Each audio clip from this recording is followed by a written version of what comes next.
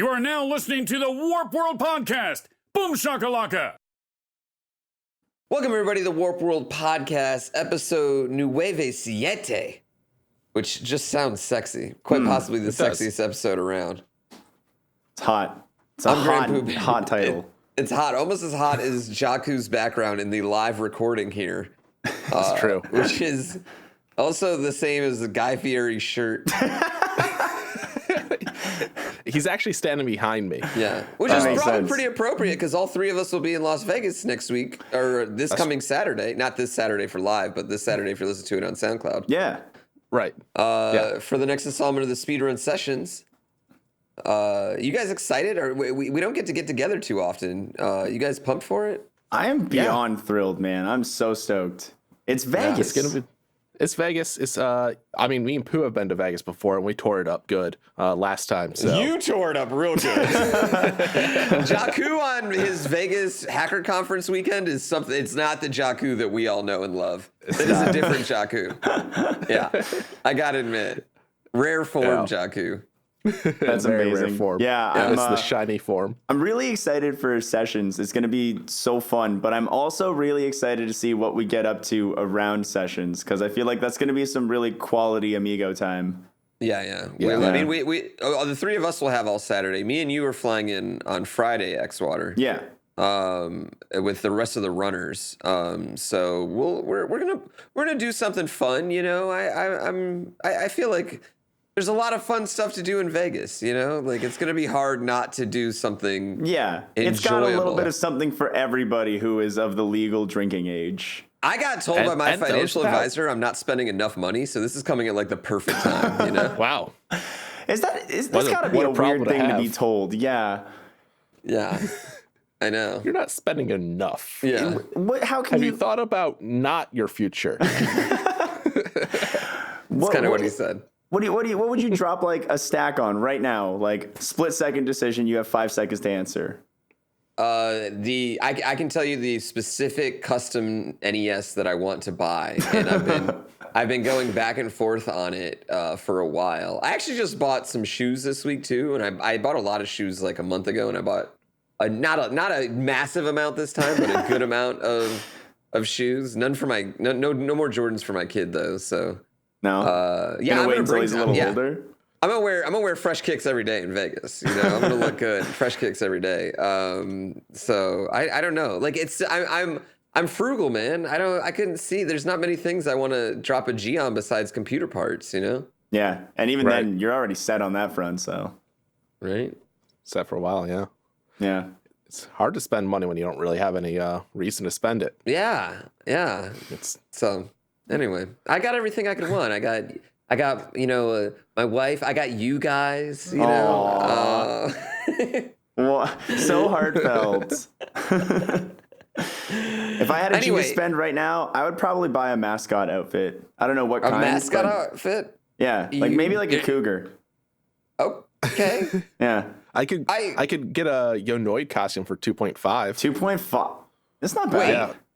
$2,500 for a Yonoid costume? Is this like an official Yonoid, and that's why it's more expensive because it's like a collector's item? It's made by the original designer of the original Yonoid costume. She told me she'd make me one for that much. I can just imagine her intensely viewing. I'm surprised. Yeah. I thought about it. I don't know what I'd do with it. Take a look at how many Bitcoins are around and be like, should I? I'd probably get kicked out of so many dominoes. They're like, we said no more of this. You buy it, and then we make content of you just going into Domino's and being like, we call it all, they avoid the Noid. Hey, avoid the Noid. Yeah, you got to go in there and be like, hey, I'm just going to take 5 pizzas. Right. Give me 5 of your pizzas right now or the yo-yo comes out. Let's just see if we can get free pizzas at Domino's all over the place. You know, just cruise around Chicago. How many Domino's are in Chicago? Oh, plenty. Yeah. 37. Yeah. I mean, I bet you, like maybe it's an investment. Maybe you spend the 2.5 now and like for the next 10 years, I get free pizza. Like I'll probably spend more than that on pizza. So why not? I wonder, 10 years of pizza, is that 2.5 Gs? Person on person? Very, very likely. Yeah, I mean, what do you do on your Pizza Tuesdays? What's the deal there? 50% off if you order two. It's usually like 28 Canadian dollars for a solid Pizza Tuesday, but that's like both of those Zaws are getting 5 toppings. You know, like you're not skimping. Yes. Okay. So we're like say $20 a week. Yeah. Times what? How many 50, weeks are in a year? 50, let's just give a round 50 number. You Yeah, know? 50. All right, 50 times 20. Yeah. That's $1,000 right there, isn't it? Yeah. There you Throw go. that So, on yeah, 2 like years. 2 years. Bam. All right. Yeah. Yeah. Shit. Okay. Hold on. Where's this email? Yo, and that's like assuming I only eat pizza on Pizza Tuesday. It's Right. If definitely you got more a than Noid that. costume, you're doing it once, twice, I 3 times celebrate a week in the minimum. occasional Pizza Friday, sometimes a Pizza Saturday or two. Sometimes we get real crazy on Sunday, the Lord's Day. Leftover pizza day. You know, that's leftover pizza day. So Yeah. I get it.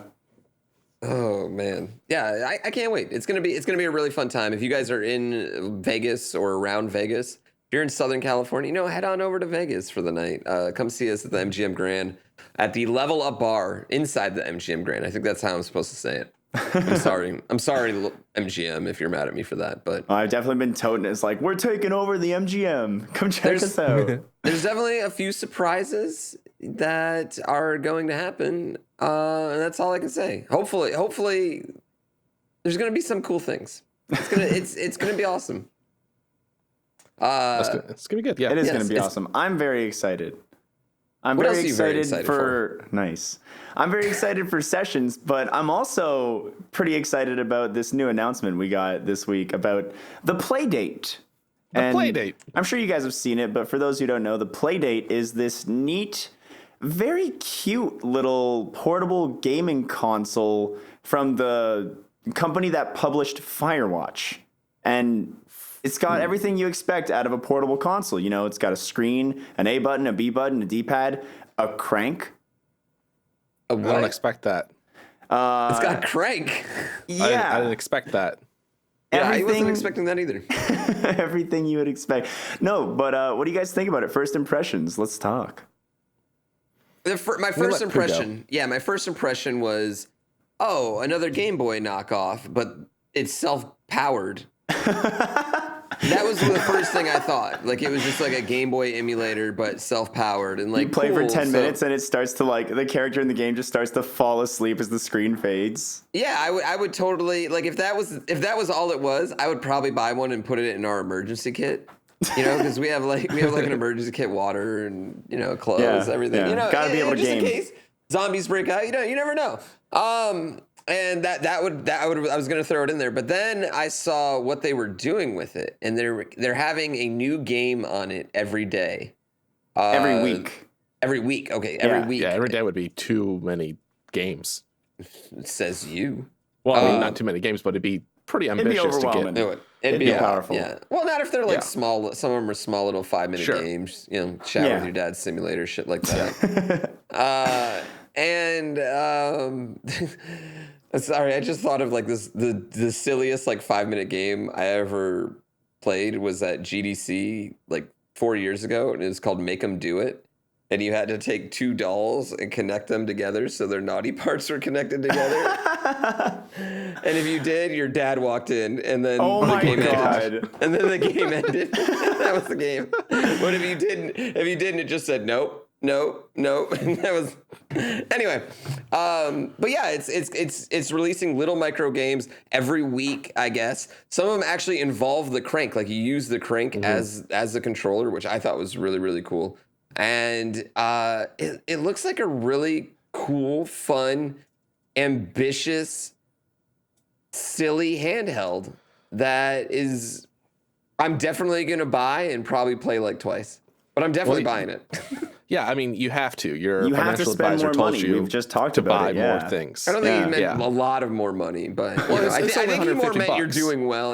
I shouldn't mischaracterize what he says, but Sure, it's $150. I think you can splurge on that. You could buy one for the whole family. Yeah. I'm actually like, I think it's neat. I think it's a neat concept. But I'm not super excited about it. I feel like plot twist. I thought you were going to be pumped.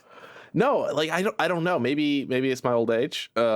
Maybe not. But it just seems like something that it just seems like something you're gonna buy, and then like a month later you're like, that was a waste. Yeah, I'm kind of in the same boat, honestly.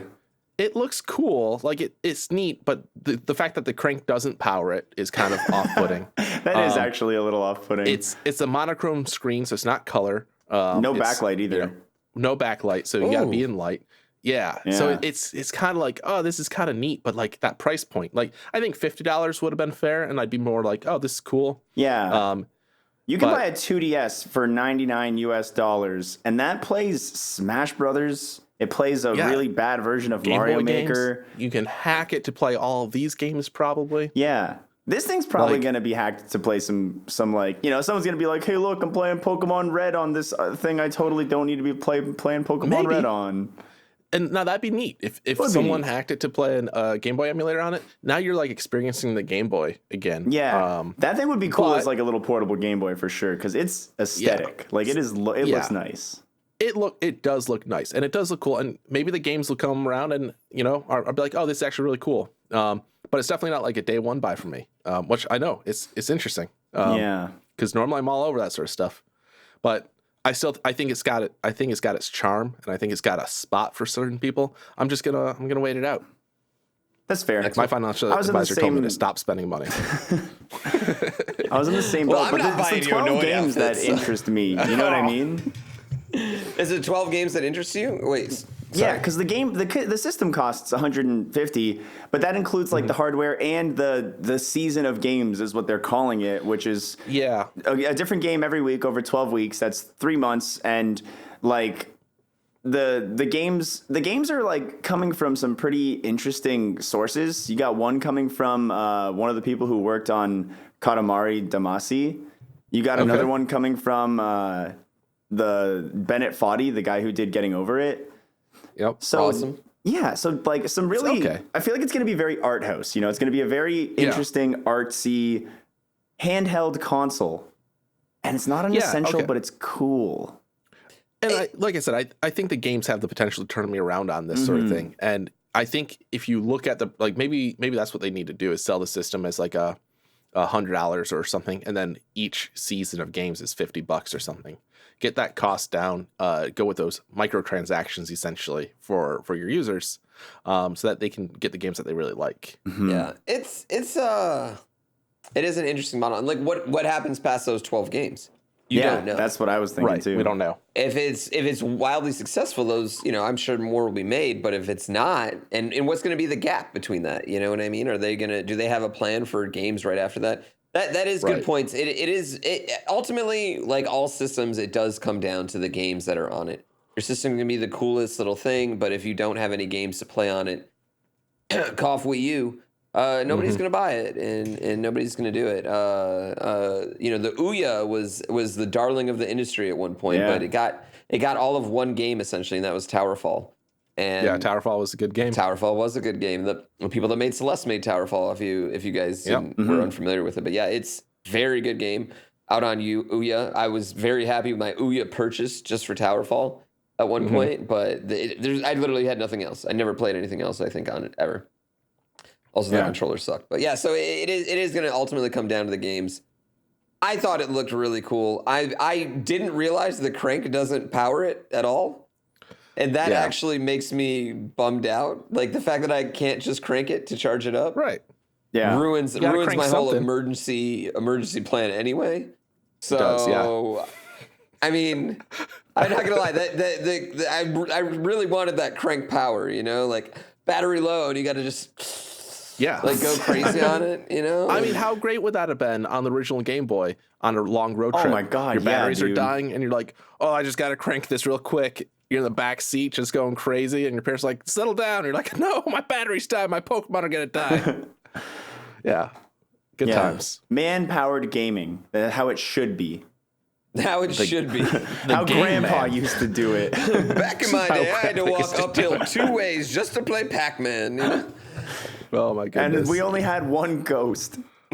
Because that's how much memory we had at the time.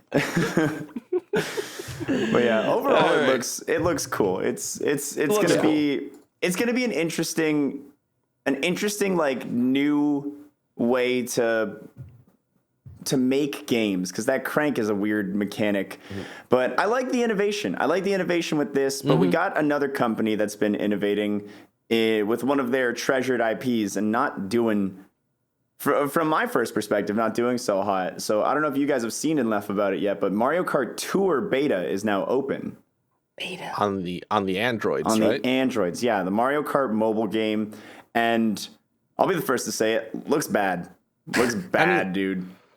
It looks graphically the same. Yeah, like visually, it's not gross, but looking at playing it, I've never like really looked at a game and so immediately been like, I would be so disinterested playing this video game. Like it just looks like I don't see where the fun is. That's the thing. I don't see what part of it is fun. It's Mario Kart on the go, but we've had that. Yeah, the DS Mario Karts were sweet. Game Boy Advance had it. Yeah. DS had it. 3DS has it. PSP Switch has it it if you hack it. Switch has it. Yeah, I was gonna say the Switch has it. Yeah. Yeah. The Playdate has it at this point. I'm kind of torn. I feel like Mario Kart should be a pretty easy game to make on mobile in some ways, but at the same time, it's not the type of game I'd like to see Nintendo go with mobile. Like, I really liked Mario Run. I thought Mario Run was a great little game. Yeah. It entertained me on my phone for a while. I still pick up and put down Pokemon Go all the time. You know, like I picked it up like a couple months ago, and I'm down on it right now, which is maybe I'll get back on it next week when we're in Vegas, because that's like the best Pokemon and is in Vegas. There you go. Gonna be picking up degenerate Pokemon like Lickitung. Yeah. From what I saw of the game, like you swipe and stuff and you move it with the touchscreen. And why not use the accelerometer to drive like you're steering, you know? Yeah, that'd work. Why is that not I don't know if you can do that or if that's out the window. But to me, it feels like that's the way to go. You had it on the Wii. People are used to that. And holding it sideways, because otherwise you got to hold it in portrait mode. You're like, why would I do that? Let me do landscape. Yeah.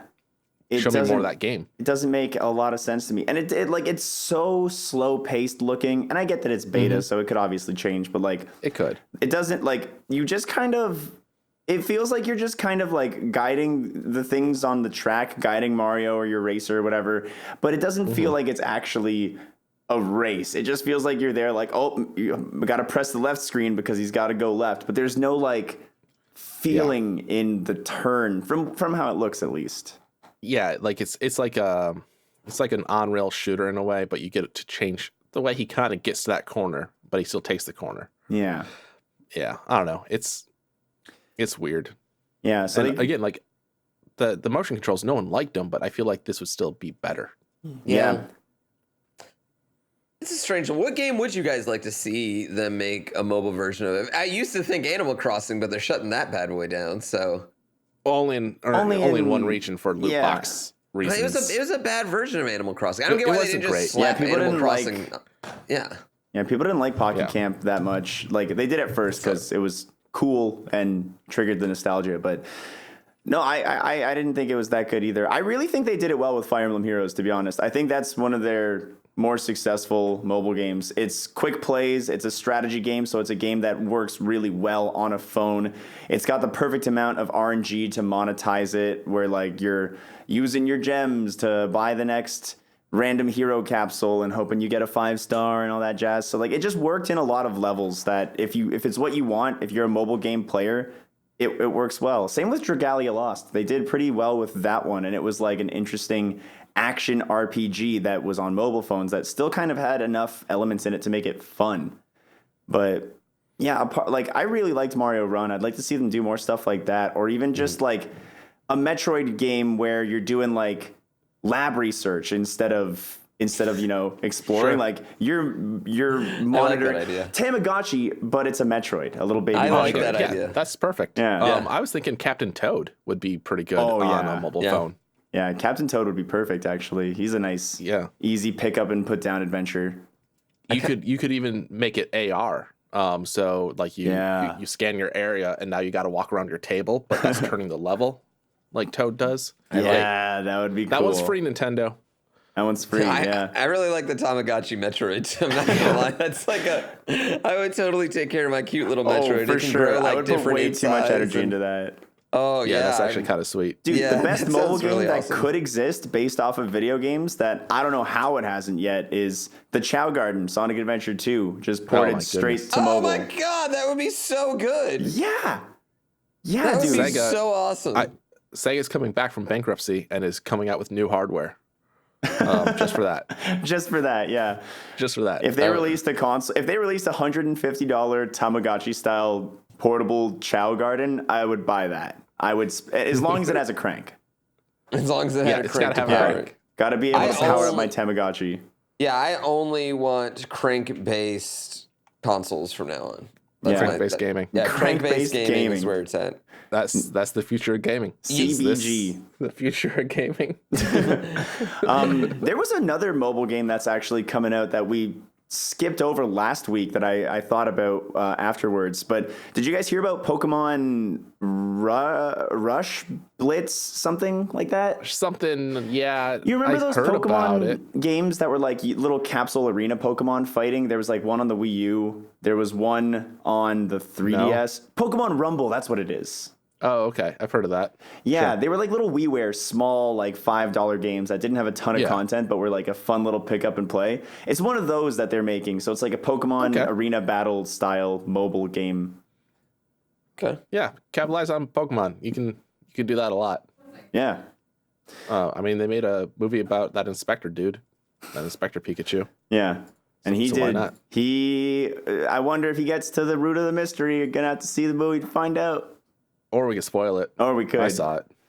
Yeah, I saw it too. I think we all saw it. didn't Did see- you see it, Pooh? No, I haven't seen Detective Pikachu. No, I have a Oh. newborn. I'm not That's going to see fair. a movie in a theater for like Dude, 4 take years. your kid. When I Take went, my someone ki- did. It was annoying. Great example of why not to take your kid. Yeah, no, absolutely. Like 11:30 at night, and there's a baby crying. It's like, why are you taking your kid to a movie at 11:30? Come on. Yeah, that doesn't what make kind any of sense. He torture? doesn't care about this Pikachu. It's bad parenting right there. That's Yeah. just bad parenting. I'm a good parent. Thank you They very need- much. I think some movie theaters actually have a like parents' day with They the kids. do, Like, yeah. it's like Tuesday afternoons normally, and it's like everyone brings their other kids, but you still got to deal with those crying Yeah, kids. that's- Yeah, that no one kid- can get yeah. upset because everyone is like doing the same thing. Yeah, I think it's a that's- smart idea on their part at the very least. it's yeah. That just sounds like a good way to get my kid measles. I'm not in on that, you know? fair. I'm not trying to do that. That's a bad idea. Speaking of getting measles, Yeah, go for it. Let's see where this goes. Apex Legends is giving people measles, and it's declining in sales. I don't think that's- that's what's happening. That is No. 100% true. See, Xwater says it's true. We say it's not. 100%. Accurate news podcast. I'm just reading what I read on the internet. Apex. I mean, here it is though. Apex Legends came out of the gates making a lot of money, a whole lot of money. They spent a lot of money first. Let's not say Yeah. they made it. Well, They generated a lot lot of revenue very Okay. quickly. Okay, I don't know how much they put into it. $50 million, $12 million, $20 million. I don't know how much they spent on making it with and advertising an it. ex-EA person around the time of Apex Legends launch. Xwater remembers. Yeah. Yeah. And they spent quite a bit from Yeah. what we were told. I can say that. from I feel like those numbers were our hefty. source. I saw a rumor like on one of those video game news websites this week that was like some creators were getting paid up to $50,000 an hour, which is just like, hey, have this guy's yearly salary in an hour of playing this game. It's just crazy how much that is to me. I'm just like, wow. I get it though. It did make that game what it was. Yeah, I mean, Yeah. when it first came out, people were like, "Fortnite's dead. Apex is so big. It's so much more fun. Blah blah blah blah." You know, Shroud was pulling like 200,000 viewers himself at one point on Apex. Wild. It made a lot of money. Generated a lot of revenue its first month. Month two, cut that in half. yeah. Generated half the revenue of month one, which Month may have three? been a sustainable thing. Yeah, month three, cut month two in half. which is not a good. I'm seeing a pattern here, guys. No. Not a good way to be. Not a good way to go. And just to put an example right now, Apex Legends, it's still a top 10 game on Twitch, and which is very good. Any game that can be a top 10 game on Twitch is definitely doing well. It's not hurting by any means, but it has 35,000 concurrent viewers right now compared to Fortnite's 150K, League of Legends 112K, Grand Theft Auto 5's got 110K. Dang, Grand Theft Auto 5 is killing still. Grand Theft Auto is ridiculous. Dude, that game's money just keeps coming in. But yeah, I mean, the mods on the PC just keep getting better and better. So people are just the role play in it. It's sexy as fuck. Yeah. They have new maps and all sorts. It's great. It's great. Yeah. I know. I wish I've wanted to get into it for years and I never did. Now it's finally hit gangbusters and I could have been there. Anyway, could have been. It could have been you. Could have been all of us. Oh yeah, that's true. Shit. Yeah. Now I'm all right. This week's salty take. Missed the boat. Yeah. Where do you see the future of Apex Legends? And is In the it trash? Is it prime to get knocked off? Could you see another game like taking its spot right now? You know? Yeah. WoW Classic's gonna take its spot. Oh, yeah. Oh well, yeah. WoW Classic. WoW Classic's going to do well. Yeah, It's doing well. Yeah. Yeah, it's I don't know.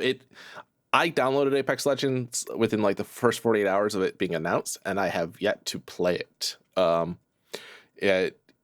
Mainly because of time. I had interest for the game. It's probably really fun. I know you enjoyed your time with it, but you don't even play Fortnite anymore, really. So like, is it just that we're kind of done with?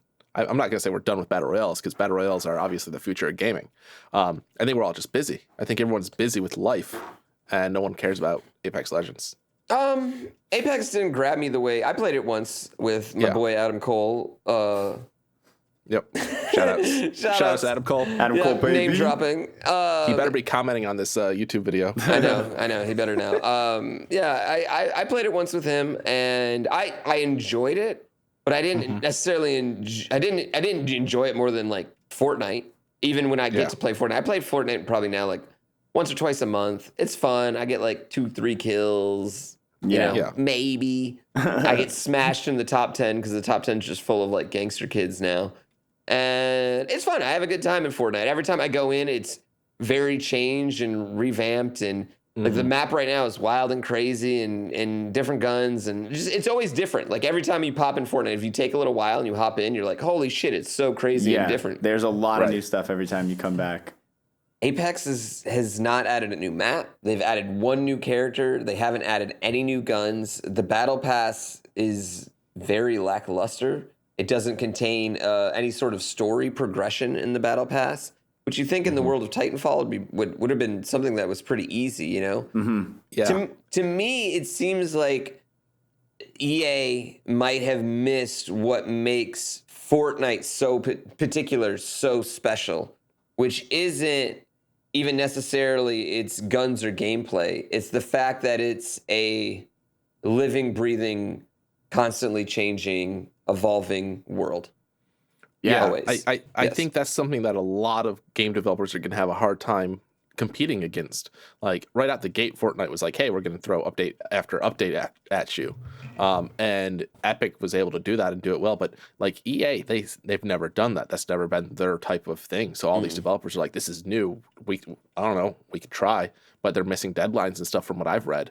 So like it's hard to keep that pace and to keep pumping out new stuff. And when your game doesn't necessarily have that, or Apex Legends is prequel to the original games, right? Is that correct? I have no idea. No idea, but I think it's a prequel. Yeah, I think so too, because there's no mechs, so that would make sense. Yeah, like so once you get mechs, you don't stop using them. Yeah, you can't change too much with that. You need to, you need to make sure that you keep your lore for the other games, so they can't have these crazy things happening like you can in Fortnite.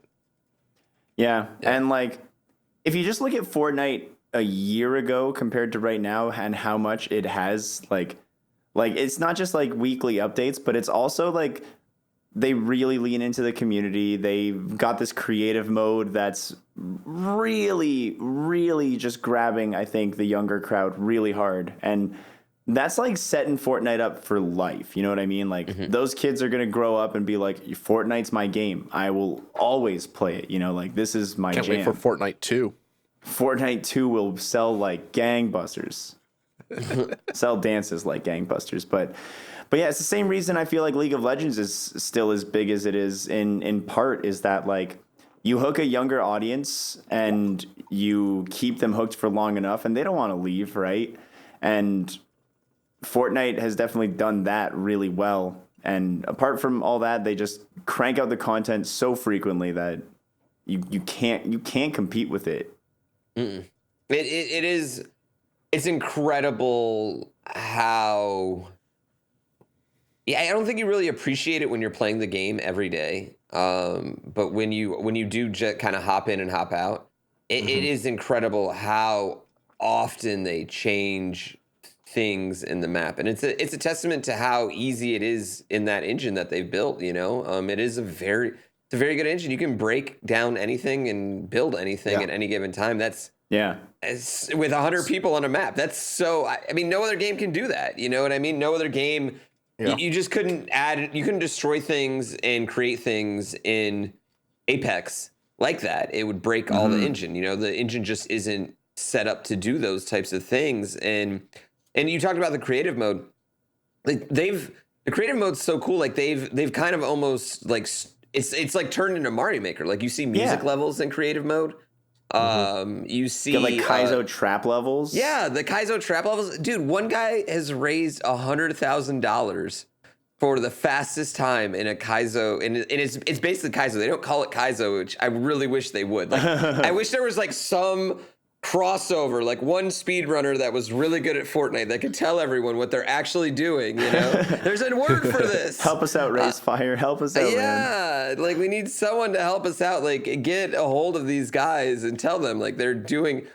He raised $100,000 for the person that's going to have the world record, essentially the world record, go through it the fastest, and that guy's going to get 100,000. That's insane. And but it speaks to the fact that Fortnite's not even just a battle royale game. It's like a place to hang out for a lot of people that play it. You get on there and that's where you're talking to your friends. You get on there and you're not even caring about the game. You're just talking about whatever and bullshit. And you can do that because you can hop in and out of games so fast. They have the respawn van now, which was one of Apex's biggest thing was that you could respawn your teammates. So you can respawn people in Fortnite now?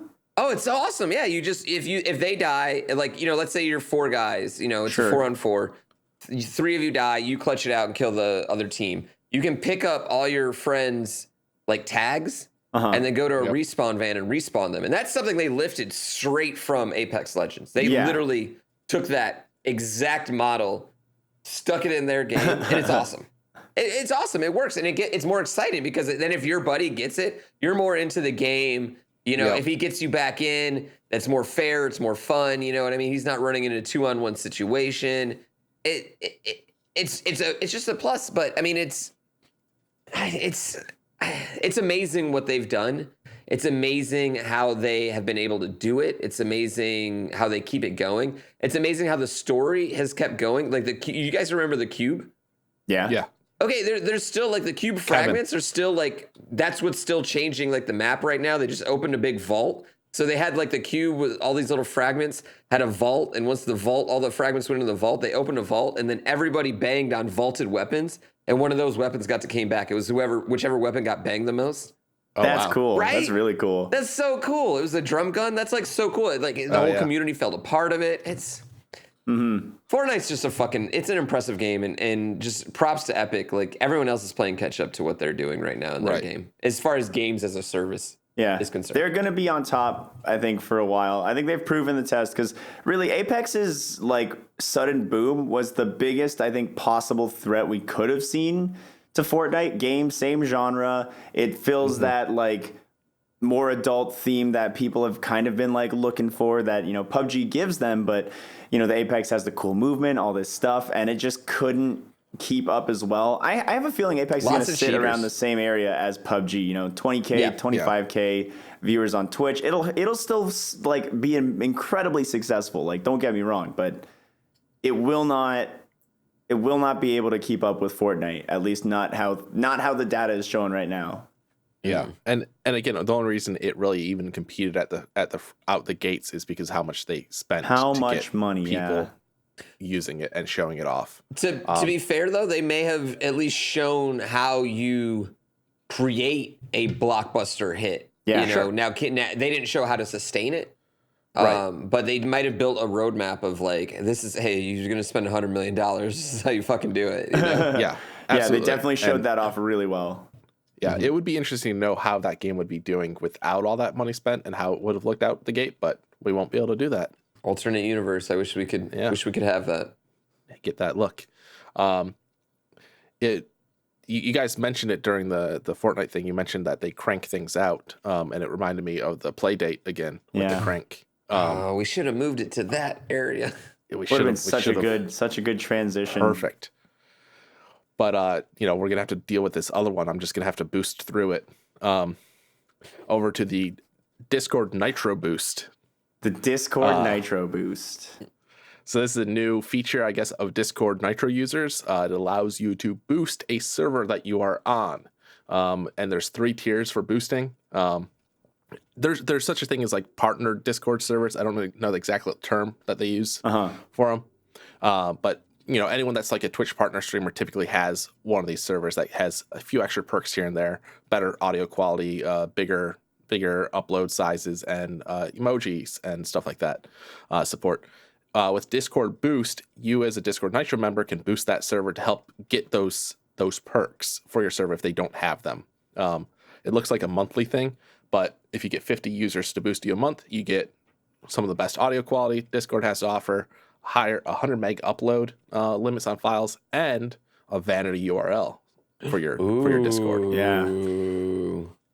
So Some of those it's are really nice perks. Yeah, we used to use my Discord for recording audio because we do the group calls, and the audio is not all that great. But the only way to get video is through group calls. So here we are now. Yeah. But like 100 megabyte upload limit is a pretty good perk. Yeah, because like you as a Nitro member, I think we have like 40 or 50 meg upload. Something like that, yeah. Which is pretty good, but I still hit that from time to time, and I have to upload somewhere else. So 100 would definitely get you through there. I kind of wish Discord just had like, I want to upload this file for 20 minutes, and that's it. And it could be up to like 250 megs or so. That would be cool. That way they can get rid of it, because that's the big deal. Like, either I'm going to upload like 5 RAR files that are going to be up there forever, or let me download up a 250 meg one. Yeah, like how long are they hosting these files that get shared as is, right? Forever. Yeah. I found files from like 2 years ago. I was gonna say I've gone back pretty far for decently big files. I mean, cool. It's Discord Twitch Discord's Prime. weird. Yeah. It pushes Nitro a little better for them. Discord doesn't make any sense for how it makes money, so I guess this is them again. They have users in their shop. They have many users. That's how they users. make. That's the only way they can make money is by having users. But Selling your data. Selling all our chat logs. I don't know how they're making money. I mean, they have their storefront. I've never used it. Never used it. Don't plan to. yeah, I've taken a couple Nitro. free games from it, but that's it. Yeah, they have Nitro. I don't know anyone with Nitro that didn't get it given to them because they're of a status. Yeah. Yep. I know. I think 2 or 3. I've seen a couple. I think one feature I would like to see is video on servers, though. Like, that would be nice. Have 50 webcams, maybe not 50, but have it like up to 10 or something on a server. Could be neat. That could be cool. I like the custom splash background and like the animated server icons, little bonuses. I think those are cool. That's true. I'd want those. I don't really care it's about all it that small much, perks. but Yeah, it's neat. Yeah. I say right now, if they were running an ad in my server, I'd be like, yeah, give me that Nitro real quick though. You're right. Yeah. There you go. Watch this 30-second ad before you can start typing in a Discord. That'd be great for support. I'd be like, yep, all right, Nitro me up, baby. That's the only reason I might ever consider using Skype. I'd be pretty salty if they added ads myself. Yeah. Yeah. Salty, huh? Yeah. Yes. Well, you're bringing us in. I'm gonna reel it up. I feel a big one coming. So, ladies and gentlemen, that's gonna move us over to this week's salty segment of the week, sponsored by Marianne's Chocolate, the chocolatiers that have been around since the 60s. So they know what they're doing. So Marianne's Chocolate has partnered with us on the Warp World podcast to do the salty segment of the week where we share some salty news. And in this partnership, they are also creating Warp coins, which you can order at coins.warp.world.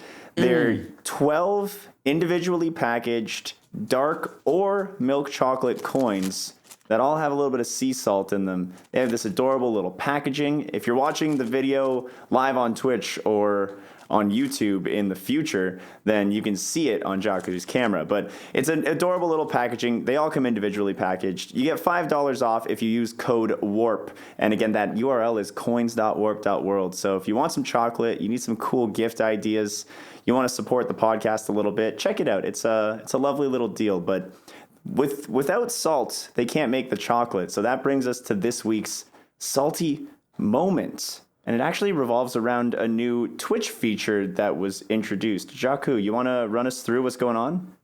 Yeah, so Twitch announced a new feature. Actually, you know what? I'm going to change this up. I got 2 salty moments about he's Twitch. ready. Oh. I don't know. I gotta phone Marianne's, see if they're ready for this much salt. Find out. I'll do the first one. Do we get You double? get on the Do we horn. get double sponsorship money this week? Then This is the horn I right here. Hello. I just spoke with them on the phone. They confirmed they're actually going to give Confirmed us it. triple. Oh wow! Oh, That's wow. Yeah, nice. they're just being generous. They've been selling a lot of coins. So Twitch introduced a new feature for mods. Mods of any channel can now pause the chat so they can go up and review the message, maybe ban the user time amount. It doesn't pause the chat for everyone, which makes sense. They don't have that much power. That'd be crazy. But a lot of times as a mod, you might see something you want to ban, but chat's going so fast. When you go to click on it, you accidentally ban the wrong person or you can't make it. So this is a nice feature for mods, but why not just give it to everyone? Why make it a mod-only tool? It feels really weird to prohibit it. Yeah, there's no downside to giving it to viewers other than maybe they pause it and don't realize it, but that's easily solved with like a little pause at the bottom, which it shows. FaZe, Better Twitch TV, has had this feature for years. This is one of the many features that people have been using forever. But now it's integrated into Twitch and it's nice, but why limit it? Like as a VIP member in a lot of people's chat, which, you know, we're also salty about because a lot of us went from mod to VIP. Ooh, we now can't ban people, but we don't get that feature, which I really don't get sucks. that feature. Yeah, like it's a really useful thing. Sometimes chat's going too fast and you're like, what was that real quick? Or like when we're helping out with crowd control issues in chat and someone's like, hey, I couldn't do something. And like chat spams down. We got to scroll up and try to find it or copy it and message the person. Give it to everyone. My second part of being salty, I'm sure you guys got all these emails, but Twitch is changing our profile icons from squares to circles. I did see that. What? I did see that. We're getting I didn't circles get this instead email? of squares. What? Yeah. How am I supposed Circles to fit instead the of letter squares. X in a square or in a circle? It does not fit in a circle. Oh my god, that's garbage. Why? Who cares? Yeah, Like- it seems like such an unnecessary change. It's just like I don't have anything against and it personally. I just don't understand. Here's where why. my salt comes in. They emailed like everyone about this, but they don't email everyone about security issues or, you know, the net 15 pay change. Like that was all like just posted on their blog or on their Twitter. But this thing, your icon goes from 250 or from a square to a circle. Who cares? Like, why are we giving a month? Like, they're like, well, you know, you creators like to create things and make sure everything looks perfect. Thank you. I understand that. But like, Why not if I just wake let up us and my choose? if I wake up and my icon's a circle the next day, I'm not losing sleep Yeah. over it. I'm not like, oh man, why didn't they email me this 2 months ago? I didn't could have time been for this. I can't. prepared. How do I convert this to a circle? And truth be told, most people icons will just work as a circle anyways. It doesn't really matter. But like, holy crap. Like, of all the things to email people about, this is not one of them. Yeah. Oh man, I'm actually legitimately salty about going to the circle from the square. I mean, I totally it's- agree with you on the first one. You know, just give it to everyone. Yeah. It just makes Yeah. sense. Like, why not? There's times where I want to stop chat and go back, especially in big, large streams. I don't think many people. It's not like many people will be using it where it would actually like hurt things. Mm-hmm. Why are they changing our profile picture changing though? Really, actually drives me crazy. It annoys me. It's the new web. I don't know what version we're on now. I'm gonna say web 6.0. Nice. Twitter does it. YouTube does it. All those are circles. Yeah, circle now. icons are the current hotness. Yeah, I think Google Plus actually started that. Well, I hope it never goes to triangle icons. Oh, God. I just fear That's the that next- day. Keep Yeah, my that's the next triangles step. I in already see it. construction where they belong. Best way to make a bridge, Yeah. baby. Oh man, you want to know how to break a bridge? Tell me. Try to break a contract. Friendship bridge. Oh, A bridge of friendship. I mean, I guess also you could just like, contract someone out and then not do it. Like, That's true. it still works. So either way. But that does bring us to this week's edition of the D. the D. The D. The D. The D. The D. And of course, the D stands for drama. And there is plenty of drama coming from the Fortnite esports community as the biggest name in the game. Quite possibly the biggest streamer on Twitch right now. And I mean, if you go by, if you go by viewers right now, Yeah. it's not my teammate Ninja over with Red Bull, but it would be Tfue. Tfue, who is widely considered as the best Fortnite player in the world as well. He's won more summer skirmishes than anyone, or sorry, skirmishes. He's just won more tournaments than anyone at this point. He's made the most money. He's wildly impressive. He's a young 21-year-old signed to a pro esports organization called FaZe. And this week, he decided to sue FaZe for what he said is a completely unfair / illegal contract that he has with them. And there's a lot to unpack here. There's a lot. So should we try to do this like chronologically? I think Should chronologically we- makes sense for the approach. Yeah. And let's mention this is still a very developing story. Very ongoing. So some recent news just before we started recording has launched and like it's crazy. But let's start from the beginning. Okay, so Tfue, first of all, he had been kind of talking about how players should be careful lately on his stream, with signing deals, which generally when someone does that, it's not a good sign. If they're just openly doing that, usually not a good sign for deals they currently have. And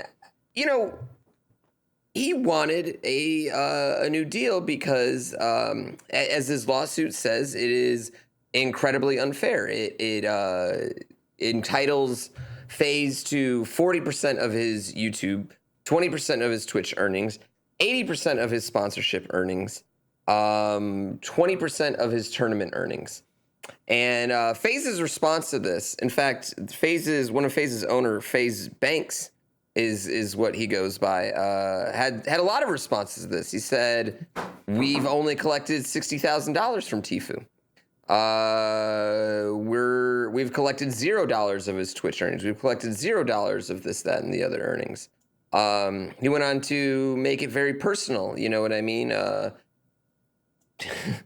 Yeah. He said some things. Let's just say he said some things on his Twitter over the last 2 days. One of those things, though, and this is probably my favorite thing that he said here, which we have to. I want to highlight. I want to make sure I get this. I get this right. Hold on. Yeah. Don't be misquoted on him. Sorry, I had this up in just 1 second ago.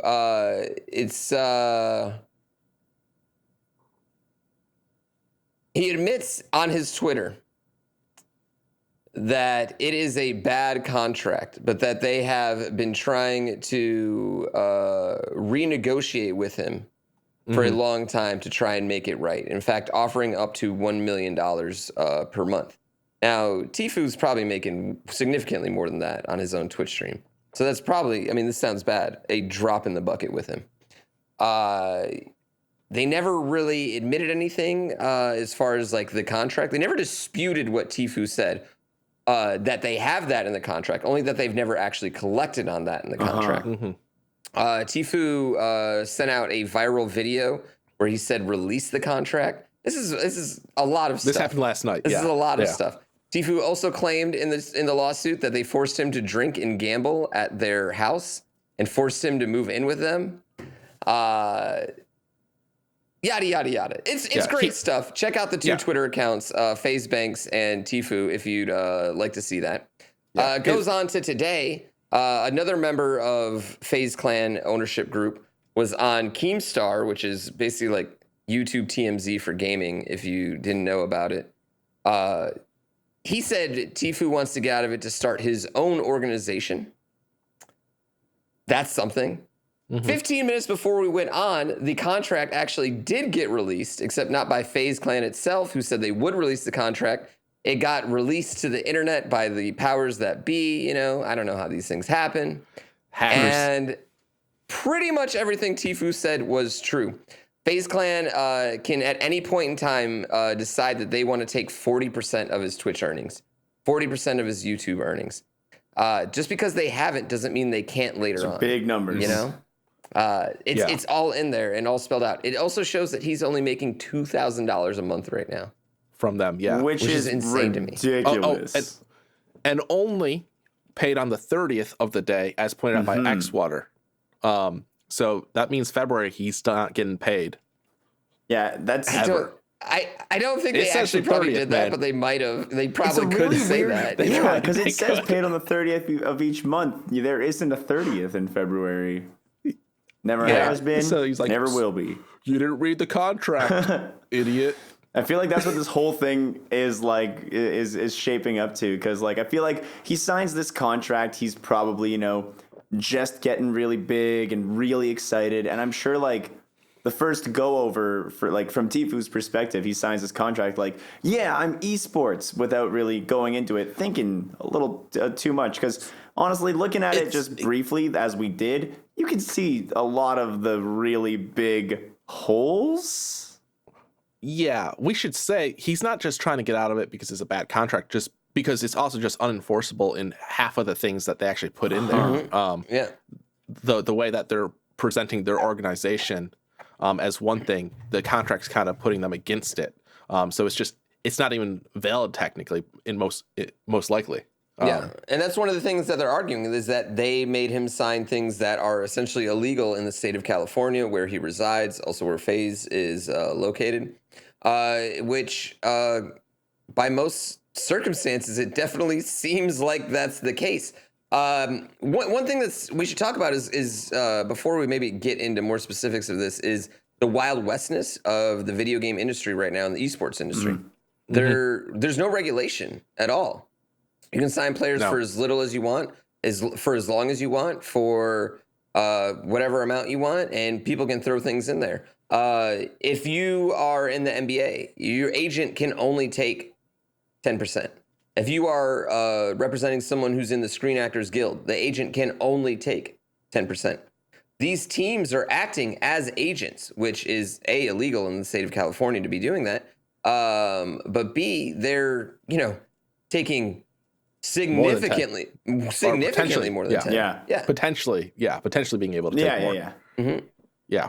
I'll go through my own experience with ALG too. One of the main reasons I left ALG, and I couldn't talk about it at the time because it wasn't done, was because they wouldn't let me sign with Red Bull, despite the fact that Red Bull was willing to pay me significantly more than ALG was. It's because they wanted to sign their own drink sponsor. How is that? How would that have been okay at any given time? How is that going to work? We never had to go to litigation because I signed a very short-term deal smartly. Tfue's deal, after 6 months, automatically renewed for 3 more years. That's rough. Yeah, that's under the same terms. Didn't you mention something about a term in the contract that stated that if the contract was breached, he wouldn't be able to create content for 6 months or something like that?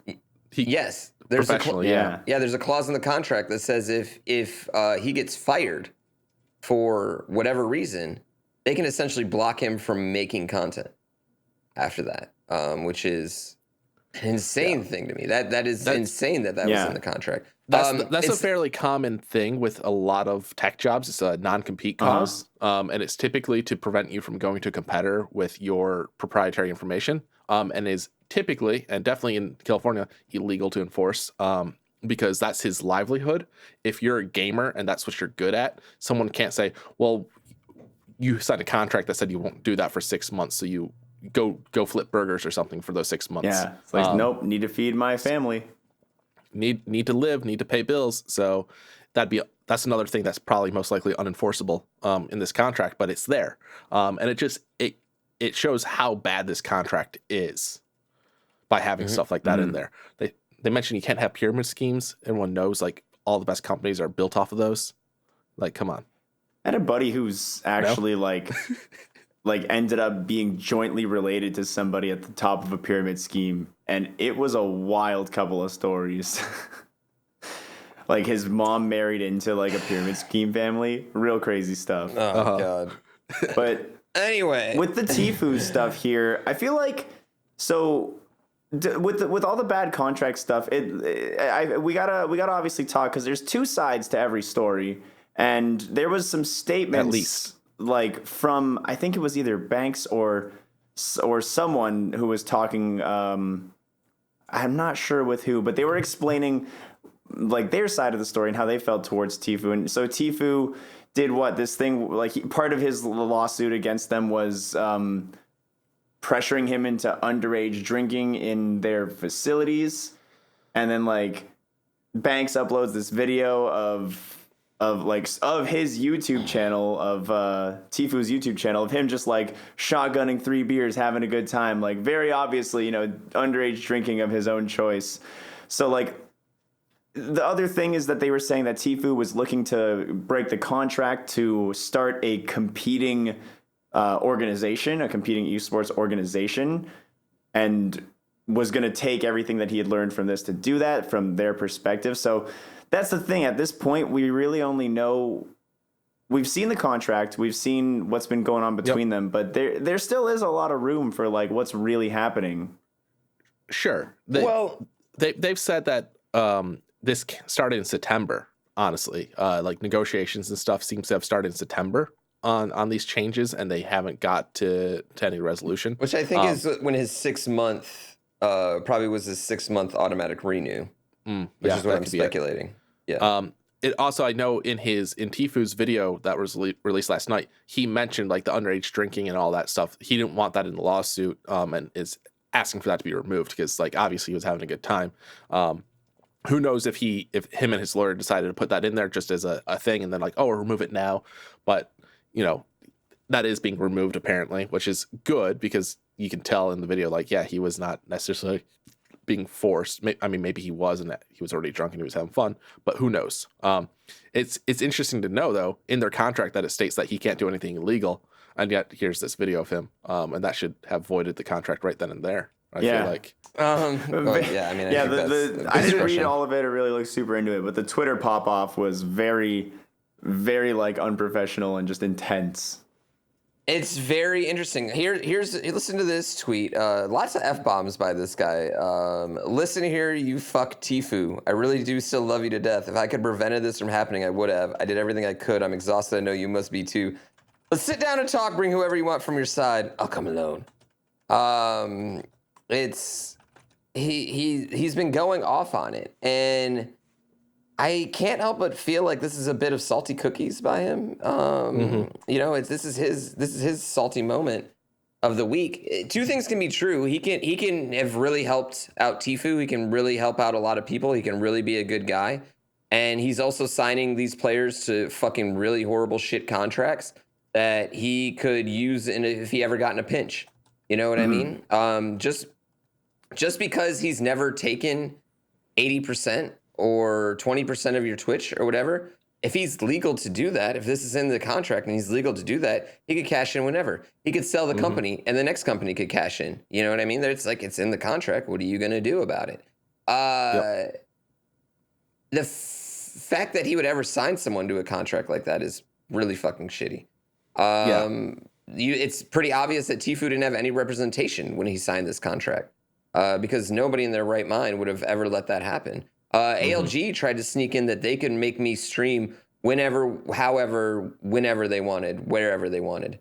My agent shot that down real quick. You know what I mean? That was something that was like, yeah, No, that's not in the deal at all. You Warp can't World have got that in the there. You know, Yeah. a lawyer then. I know, it's true. I didn't. You guys snuck it in.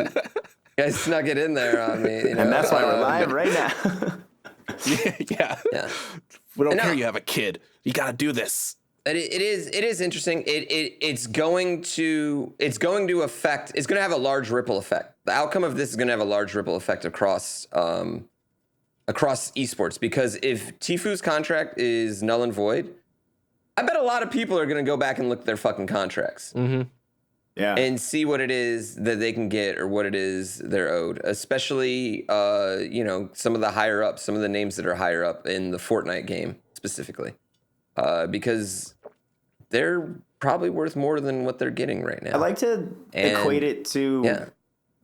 I recently watched that movie, the NWA movie, and it's the same thing that happened to a lot of musicians before there was an established, scene for a hip hop scene. Ice Cube. They were getting just ripped off everywhere because these artists didn't know enough about the business, didn't have lawyers going in. They just got taken advantage of right from the get go, and that's what a lot 19-year-old gamers, 20-year-old gamers who are just stupid good at the game. They spend all their time usually playing these games and probably don't have the abilities to really look through or care that much about these legal documents. They're just sick, I'm signed. Right. It comes on really fast when you get that real big spark of fame that these guys get, and it's got to be one of those moments where you're like, oh, I gotta take this while it's here, and then now it turns back. Yeah. 6 months, a year later, and starts biting you in the butt a little bit. Yeah. Yeah. I just love the two different types of responses we're getting from this as well. Banks is on Twitter and he's just actively digging a hole, it looks like, in all his tweets. And Tfue's that guy needs calculated. a good lawyer, man. Tfue's lawyer is going to wipe the floor with his lawyer, because Tfue's very smart. He wants them to wants them to release that contract so he can just be they're making fun of FaZe is talking about the video, how it's scripted, and it's you should script your thoughts. Yeah. I understand heartfelt messages are nice and all, but you need to get your facts It's straight. business. You don't want to do business on the fly. That's why Feeny runs no live deals on her streams, dude. Yeah, exactly. So you go to one Twitter and it's just tweet after tweet talking I shouldn't be doing this, and he's still doing it. He knows he shouldn't, and he's doing it. The other guy just the facts, or at least just his side of the story, clear and concise. He said in one tweet, "Yeah, I know the contract's fucking horrible." If you know, if you knew that, all of this is going to be in the court case if it gets there. All these tweets are now evidence of I know it was horrible. We were trying to do something. Well, you didn't do something soon enough. And again, just because you only took $60,000 at one point doesn't mean you weren't going to take more at any other point. Mm-hmm. It's hard, man. But it's interesting to see how this story is developing, because we talked right before. We're well, we don't know the exact story. It's we gotta wait for this contract, and literally that minute the contract got leaked. And it really does tell a different side than what a lot of people think. And it's going to be interesting to see what this does to the gaming community and the esports world after this is all said and done. Mm-hmm. It's the first of its kind to be this big, and it's going to make waves. Yeah, I mean, honestly, this is something I want to see this play out. I don't want them to settle. This sounds bad, but I want to see it play out in court, because it is going to have. It's going to reverberate. Yeah, and it'll set precedent. It'll be an example. A lot of people. Exactly. Mm-hmm. Exactly. And something else that needs to help define is our game. Are we athletes? Are we entertainers? Are we some sort of hybrid of both? What rules should we be governed under? If we're entertainers, we should be governed under, the same rules that the Screen Actors Guild and their agents are governed under. You know what I mean? And or something similar in that respect. It's very interesting. To what do I want to say? It's going to have lasting implications for a lot of different esports events and people in this industry. Yeah. And I very much want to see it play out and let the courts decide. I think this guy is taking it a lot more personal than he should be. You run a fucking business, dude. And obviously it's a business that if you're gonna offer a guy $1 million, you're making more than $1 million. Yeah, You know what I mean? right. So obviously it's a business that is worth a lot. You need to be prepared for these things. Like, you should not be taking this personal. There's nothing personal about that. That's straight. That's business and that's numbers. And this is Tfue's livelihood. He can't fuck around with that. Especially not with these numbers that he's pulling in at this point. You know what I mean? 40% of $100, like, who gives a fuck? But 40% of $40 million, I give a fuck, you know? Yeah. And to play it out is such it's a lot cleaner to let the lawyers play it out and let the courts decide in a lot of ways than to bring it out into the public like this. Yeah, it's just a lot cleaner to do it that way, and a lot of times, like, it makes more sense. Like, you're not a lawyer, obviously. Judging by your Twitter account, exactly.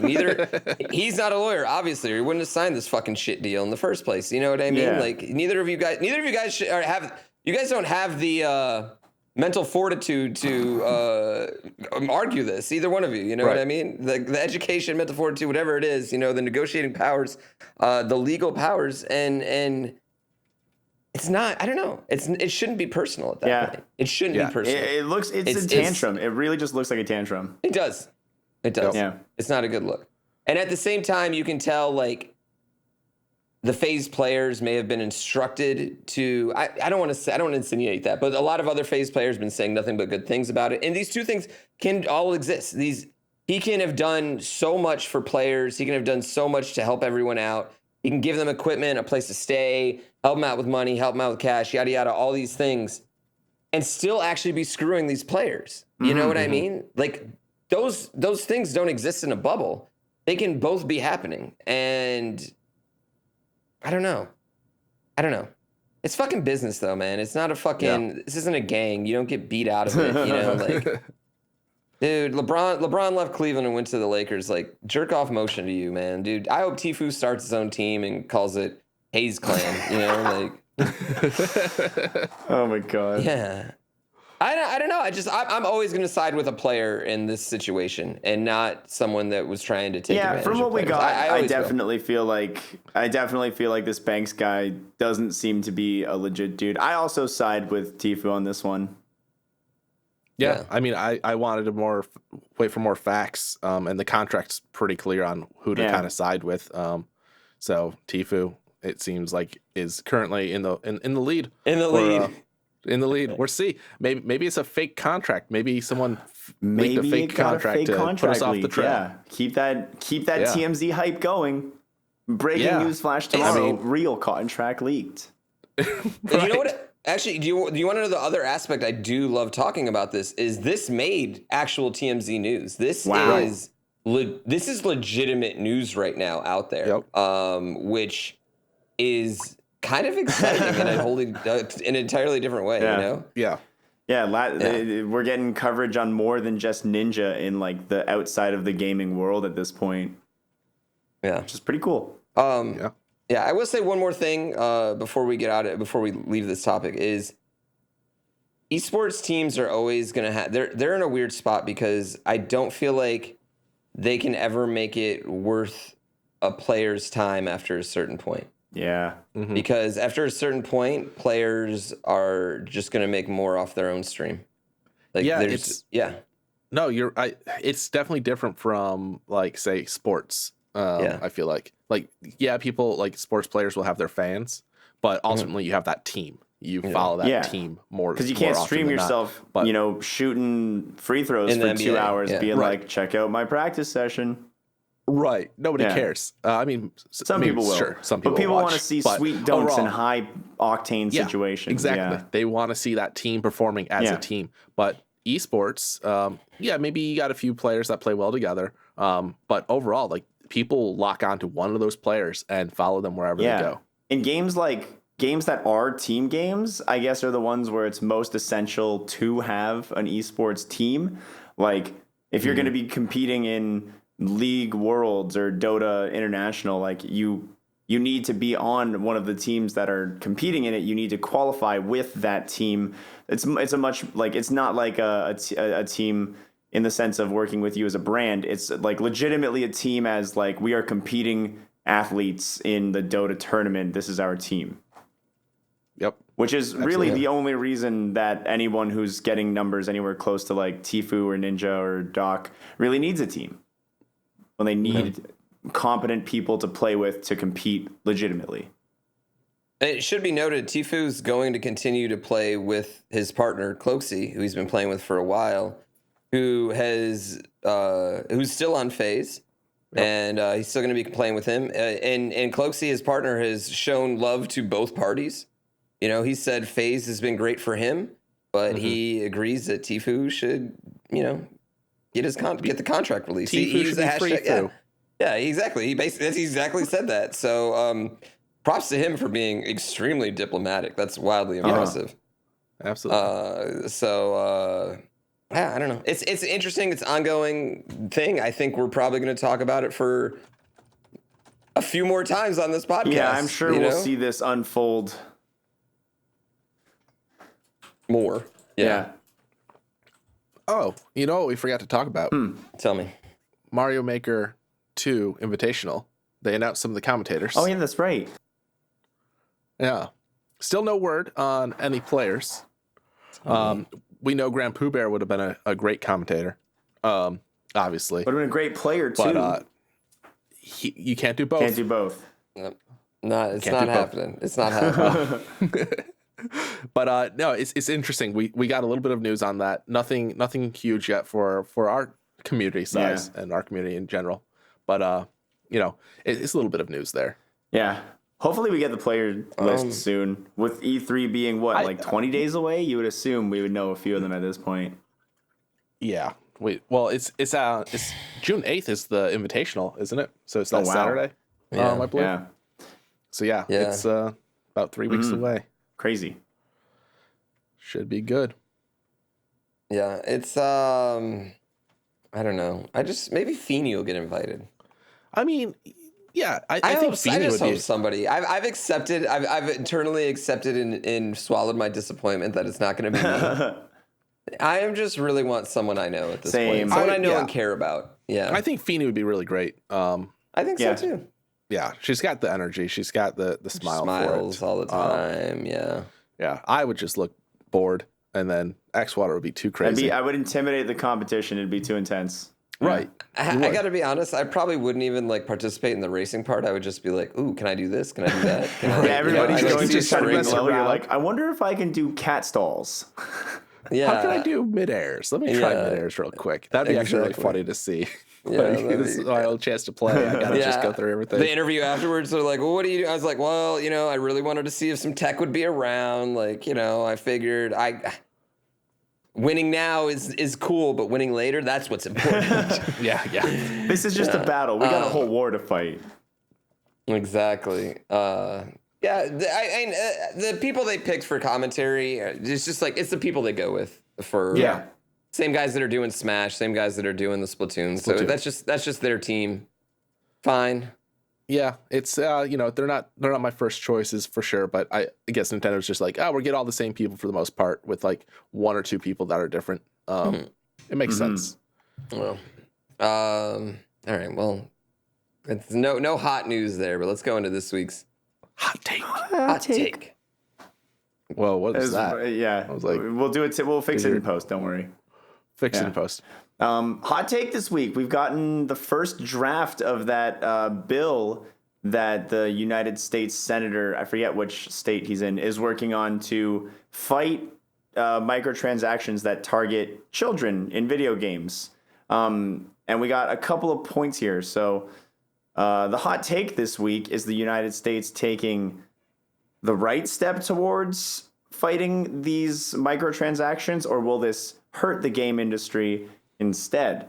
So the first three, if I can summarize them super quickly, the first 3 points basically say time gating microtransactions are a no-no. Things like if you can pay to unlock an EXP boost and you're earning double EXP in this game, but you can still not pay and still earn that EXP. If that EXP leads to progression in the game, like access to new weapons or new abilities for your characters or something, if that affects anything other than just cosmetics and non-gameplay related details, it is one of the things that would be would be banned in this situation, or would be targeted, this sort of transaction.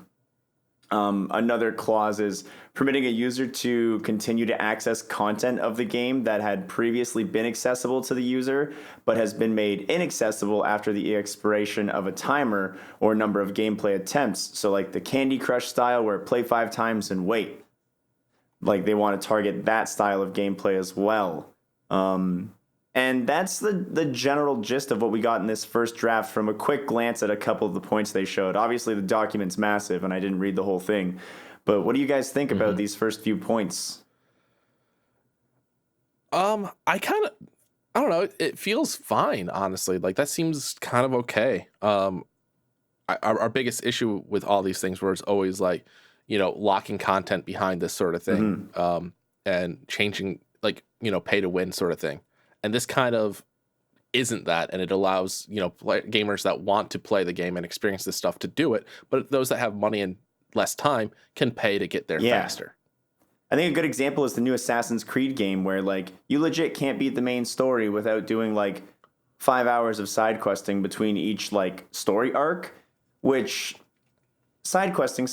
If you want to play the main story, you should be able to just go through it and beat it. And people were, getting around this. If you feel like spending the money, you get an EXP boost, you do a side quest, you get all of the experience you need to go into the next section of the game.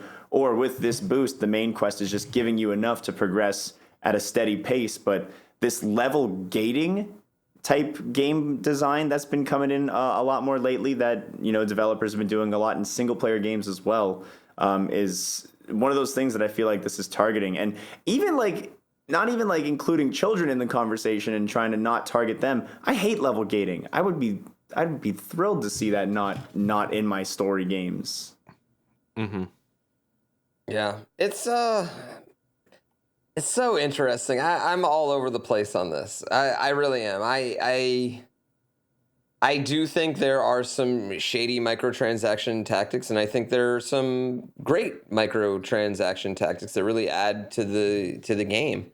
I think we all agree Fortnite is a good example of where microtransactions work, and NBA 2K is a bad example, where you pretty much have to buy a $140 version of the game if you want to compete at all. It's Assassin's Creed would be another really bad example. That's really really fucking horrible. So yeah, I don't know. I'm all for. I think I'm kind of for this, which is weird. Usually I'm for let people make decisions, but I think we need some regulations on loot boxes. I'm not saying get rid of them, but we need some regulations. I think some regulations in gaming in general it's kind of time. It sucks to be like, oh, we need the government to step in, but it's been quite a while now, and the Tfue thing's one of those things. Where we need some regulations. We need some more things in here because everything else is regulated in a way, and it still works fine for the most part. Let's get something in there that works for everyone, and protects consumers, because game companies are not necessarily all for that. Mm-hmm. Yeah, just going through massive growing pains right now with how much bigger everything is getting so fast. Yeah. Yes. Yeah. The industry's had its chance, kind of thing, because this isn't anything new, and this is why this is being drafted up. This has been ongoing since the first Horse Armor DLC sort of thing. Yeah, exactly. So there's a lot of stuff. Funny enough, Horse Armor would be totally fine by any of these rules. Purely cosmetic. And that's fine. Useless, but purely cosmetic. Yeah, and that's fine. But yeah, we need to get something in there, I think. And it does kind of suck that we have to bring the government in. But at the same time, consumers need to, be protected in certain ways. It'd be great if there was like a self-governed agency of like a video game guild that was like, all right, here's what we're going to do to avoid the government having to step in, I mean, so like the ESRB, like that's a self-governing body. Is that not related to the government at all? Yes, no, it's not. It's self-regulating. Yeah, self-regulating. And like that's a good case of like the game industry doing that. They stepped up in the 90s on that, and that's about all they've stepped up on themselves, it seems. Yeah. Yeah, it's interesting. It's very ethical. And speaking of ethical, we got some side questions, and one of them's an ethical question. Okay, let's go. So, side questions. I'm ready All for right. a side quest. This one comes from Tyler. Tyler says, "Hey, Warpos." That's a new one. Call this a Warpo? Warpo. Yep. Yeah, I know, right? Holy crap. I have a serious ethical question for you. What will you do if a Mario Maker 2 level has a must-be riding Yoshi requirement to beat it? I'll be thrilled. Will you uphold the sacred tradition of killing all the Yoshis and skip the fending level, or will you abandon your morals and clear the level? Abandon my morals. Abandon my morals. Yeah. What morals can a person who kills their guardian? Yoshi is essentially Mario's parental guardian at this point. Team save all day. No, I'll save that green dog. I'll skip the level that forces me to kill him. Yeah, no, XR, me and you were both on the same page of, saving the Yoshis. I saw in a chat a few days ago, actually, where someone's like, is XR the only one that cares about Yoshi? I'm like, what? I've been on Team Yoshi for a long time. We got Space Cat, too. I know Space Cat's team save. Yeah, it's just the Grand Pooh Bear on our team right now that is definitely, they're tools, not jewels. And he is tight-lipped right now, but he's ready to pop off, as the kids say. I'm 99% sure that is going to be a requirement for levels. Yeah. And I don't know. I think we'll cross that bridge when we get there. But, Sure. I'm not sure quite yet. I mean, it would be a nice running gag on YouTube for me to just, finish the level, but then skip it every time. That would be really funny. That would be well, sorry, you can't finish this level, guys, but that was fun. So we'll see. We'll see if I can monetize the gag. Then I'll right. Absolutely. I'm just fucking around. So let's move on. It seems like a real one. Yeah. All right. This next one comes from Manic T, our second best question asker. Yo, haters. Ooh, haters coming in hot this week. Haters. As a dirty casual gamer, my save files are sacred. I still have GameCube memory cards with sacred save files on them, and I don't think I'll ever be able to bring myself to delete the 100% completion save on my Link to the Past cart. As speedrunners, you are constantly deleting save files and starting over. Does this translate to your casual play? Do you have any save files that you're especially proud of? On my Mario Odyssey, like my main one, I've got 3 of the 5 accounts having all unique moons at this point. And I do it annually, so 2 more years, I'm going to have a 5-pack. I'll probably top them all off to 999 just so it looks good, and then that'll be the creme de la creme of my save. But honestly, more than saves, it's stats. I like seeing the amount of hours I poured into stuff. Yeah, I like memory cards and saves and stuff. And this reminds me of a story. I got let's see, this was 7th grade. I met a new friend, Neil, if you're listening. This is a story about you. Mario 64, great game. He got 120 stars. And I went over to his house to check it out. And he shows it to me, and he deletes it 2 minutes later. He's like, yeah, whatever, I'll do it again. Crazy. And to me, I'm like, what? There's 4 120 accounts. stars. There's 4 save files. There's 4 accounts. Yeah. He had 3 of them open.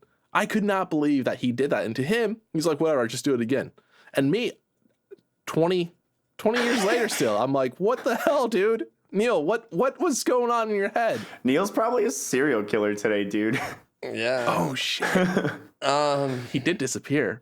Yeah, I'm actually kind of disappointed because I don't think I have any save files I'm attached to. My wife definitely does. She has all her Paper Mario saves, and her Animal Crossing character is she's hoping that she's somehow going to get to transfer something over to the new one. I'm just sorry, hun, I can't rip off that Band-Aid yet, but I mean, I was looking over at my games and I was thinking for a while I didn't erase my there was at one point where I didn't erase the second save file on my Dram 2 cart because it was my Dram 1, sorry, because it was my the best record, but then I've beaten that record 6 times and I don't give a shit, Yeah. That was a very small period of time.